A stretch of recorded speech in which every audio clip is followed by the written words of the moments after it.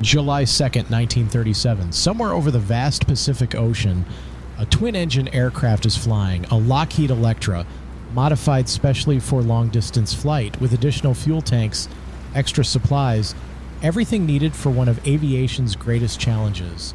On board, two of the world's most experienced aviators, Amelia Earhart, the most famous pilot in the world, a woman who has broken records, crossed oceans, set the standard for what aviation could be, what women could accomplish.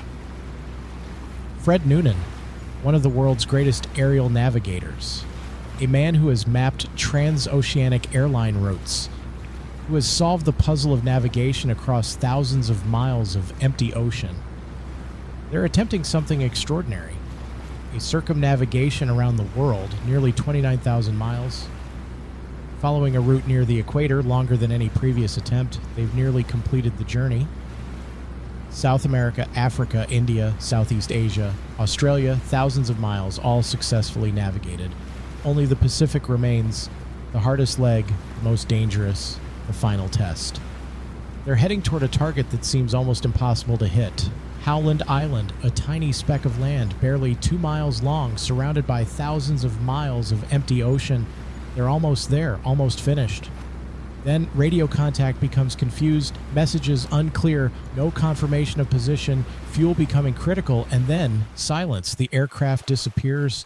For nearly 90 years, people have debated what happened. Did they crash at sea, land on a remote island, or something else entirely? The mystery became aviation's greatest unsolved puzzle, spawned countless theories, captured the imagination of generations. But here's what's often overlooked. Before Amelia Earhart became aviation's greatest mystery, she had already changed aviation forever.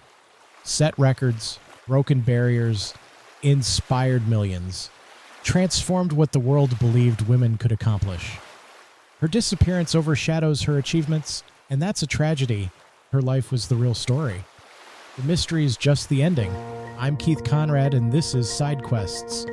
Today, Amelia Earhart, the extraordinary career of aviation's greatest pilot, and why the mystery matters far less than the extraordinary life that came before it. Amelia Earhart was born in Kansas in 1897, a time when women had limited opportunities, limited expectations, limited possibilities. But Amelia was unconventional from the start. She was adventurous, independent, fascinated by technology and machines. She built a roller coaster out of spare wood, designed a shed to store her treasures, took apart watch mechanisms to understand how they worked. She was curious about the world, about how things functioned, about pushing limits. In 1920, when she was 23 years old, she went to an air show, watched an airplane fly, watched a female pilot perform aerial stunts. Something clicked. She decided right then, I have to learn to fly. This was 1920. Aviation was less than 2 decades old. The Wright brothers had only flown in 1903. Flying was new, dangerous, expensive, absolutely not something most people, especially women, pursued. But Amelia was not most people. She took flying lessons from Netta Snook, a pioneering female aviator who understood what Amelia wanted to accomplish. They became friends, became collaborators, became part of a small community of women trying to prove that aviation was open to them too. Amelia saved money from multiple jobs, worked as a truck driver, a photographer, a stenographer, anything to finance flying lessons. She bought her first airplane, a Kinner Airster, called it the Canary because it was bright yellow. Not the best aircraft, unreliable, but it was hers. She set early altitude records, got her pilot's license, becoming only the 16th woman to do so. And she knew aviation was her destiny, flying was what she was meant to do, but the world didn't know her yet. Not really, she was one of a handful of female pilots doing extraordinary things. But not famous, not yet. The transformation came in 1928. Earhart was invited to join a transatlantic flight. A crossing of the Atlantic by air, something that was still novel, still dangerous, still newsworthy. She would be a passenger, not the pilot, but she would be there, aboard an aircraft crossing the ocean. She accepted. The flight was successful. The aircraft crossed the Atlantic. made it to Wales, and Amelia Earhart became famous overnight. But she hated it. She later described feeling like baggage, like she was along for the ride but not part of the accomplishment. She didn't pilot the aircraft, didn't navigate, didn't contribute to the success beyond her presence. She decided right then, if I'm going to do this, I'm going to do it myself. 4 years later, in 1932, she did. She piloted a Lockheed Vega alone across the Atlantic, solo flight, from Newfoundland to Ireland, a journey of nearly 2,000 miles over water, through storms, through mechanical challenges, all alone. The world celebrated. Amelia Earhart had become the first woman to fly solo across the Atlantic. The accomplishment was entirely hers. She received the Distinguished Flying Cross. Fame became permanent, but it was earned, legitimate, based on her own skill and courage and determination. And then she kept going. She set speed records, distance records, altitude records, flew across the United States, both east to west and west to east, pushed aviation forward, but she was more than a pilot. She was an author. She wrote books about her experiences, lectured it to audiences, became a businesswoman endorsing products, flying sponsors' designs, building a career around her accomplishments.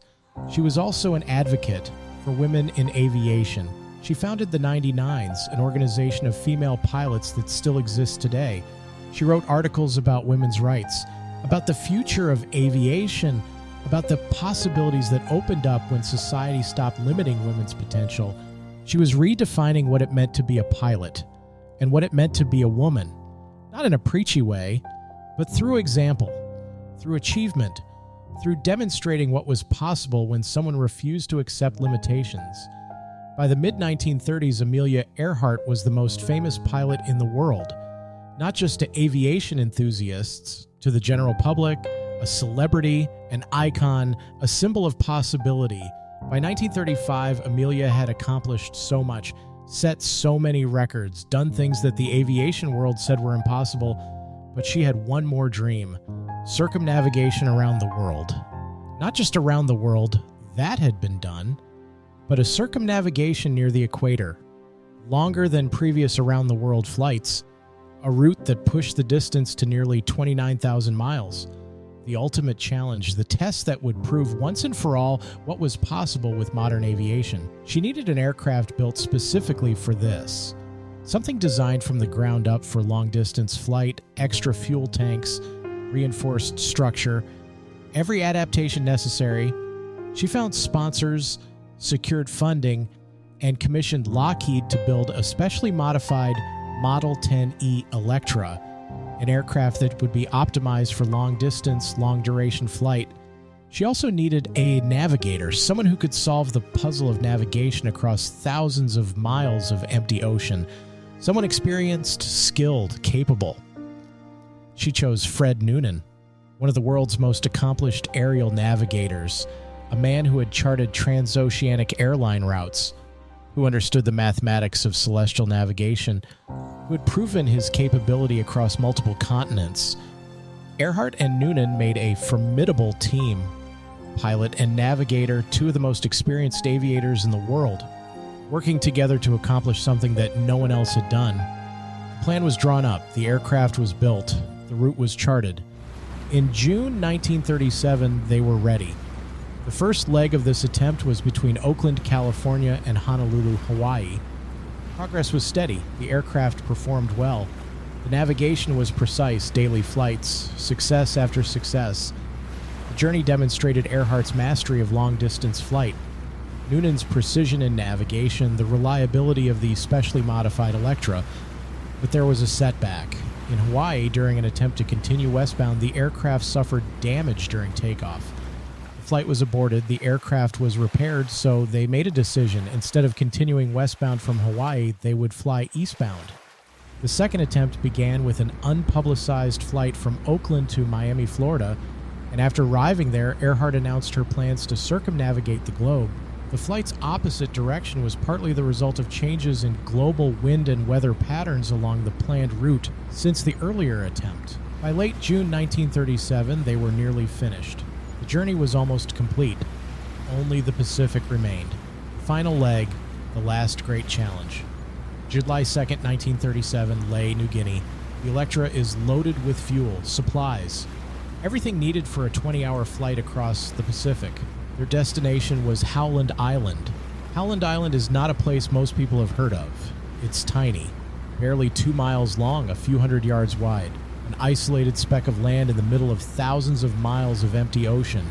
For a pilot and navigator, hitting Howland Island represents something extraordinary. It requires perfect navigation, perfect radio communication, perfect fuel management. One mistake, one miscalculation, and they miss it, fly past it, run out of fuel, disappear into the ocean. Earhart understood the risk. Noonan understood the risk. They took off anyway. The flight was long, 20 hours across empty ocean. Radio contact maintained intermittently with the U.S. Coast Guard cutter Itasca, positioned near Howland to assist. As they approached Howland, radio communications became difficult. Confusing messages, transmissions that seemed clear but didn't convey necessary information. Earhart reported that she and Noonan were flying along a line of position, that they should be near Howland, but they couldn't see it. Radio contact was becoming increasingly difficult. The signal was unclear, broken. Earhart's final message: "We are running north and south," then silence. The aircraft disappeared. No verified distress call, no confirmed sighting, no wreckage, just gone. The U.S. Navy launched one of the largest air-sea search operations ever conducted. Aircraft carriers, battleships, destroyers, dozens of vessels, hundreds of aircraft, millions of dollars spent. They searched for weeks, searched the vast Pacific, looked for wreckage, looked for survivors, looked for any trace of the Electra. They found nothing, no airplane, no survivors, no confirmed wreckage. Official conclusion: the aircraft exhausted its fuel and crashed into the Pacific. Sank. Was lost to the ocean. The wreckage would never be found. The deep ocean is vast. The aircraft was small. The odds of locating it were minimal. So the mystery began. For nearly 90 years, people have debated what happened. The leading theory remains crash and sink. They ran out of fuel, ditched in the ocean, sank, were lost. But alternative theories persist. Maybe they landed on a remote island, Gardner Island, Howland Island itself, some isolated atoll. Maybe they survived and lived as castaways. Maybe they were captured by Japanese forces, by someone else. Maybe they didn't die in the ocean, but somewhere else entirely. Books have been written, expeditions have been launched, new theories emerge periodically. Speculation continues. The mystery has become one of the great unsolved puzzles of the 20th century. But here's what's important. The mystery often overshadows the achievement. People know Amelia Earhart disappeared. They debate what happened. They theorize about mysteries. But they often forget or never learn what she accomplished. She was the first woman to fly solo across the Atlantic. She set speed records, distance records, altitude records. She founded organizations supporting female pilots. She wrote books. She lectured. She advocated for women's rights when such advocacy was unpopular. When it was risky, she helped redefine what women could accomplish, not through speeches or manifestos, through example, through achievement, through demonstrating day after day, flight after flight, record after record, that the limitations placed on women were artificial, arbitrary, unjust. She inspired generations of pilots, men and women alike, showed them what was possible, what could be accomplished with courage, skill, determination, and refusal to accept limitations. Her legacy is not primarily about the mystery of her disappearance. It's about the extraordinary life she lived before that final flight. What made Amelia Earhart so important to aviation and to the world had nothing to do with how she disappeared. It had everything to do with what she accomplished while she lived. She was a woman in a field dominated by men. She refused to accept limitations. She pushed boundaries. She set records. She accomplished feats that seemed impossible, and in doing so, she changed what the world believed was possible. Not just in aviation, but for women in general. She demonstrated that courage, skill, and determination could overcome systemic barriers, that excellence transcended gender, that what mattered was ability, not anatomy. She did this in the 1920s and 1930s, when women had just gotten the right to vote, when opportunities were limited, when the default assumption was that women belonged in certain roles and not others. Into that world Amelia Earhart stepped, flew, set records, inspired, demonstrated. She changed the conversation. Changed what was possible. Changed what the world expected from women. That's her legacy, not the mystery, the transformation. History. What happened to Amelia Earhart on July 2nd, 1937? The Pacific may never reveal that answer. The wreckage lies in water so deep, so vast, that it may never be found.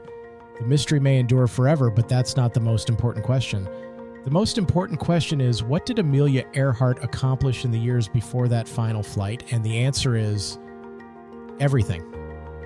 She broke barriers, set records, inspired millions, demonstrated what was possible, changed aviation, changed what society believed women could do. She was a pilot when women weren't supposed to be pilots, a record setter when women weren't supposed to set records, an advocate when advocacy was dangerous, an inspiration when inspiration was needed.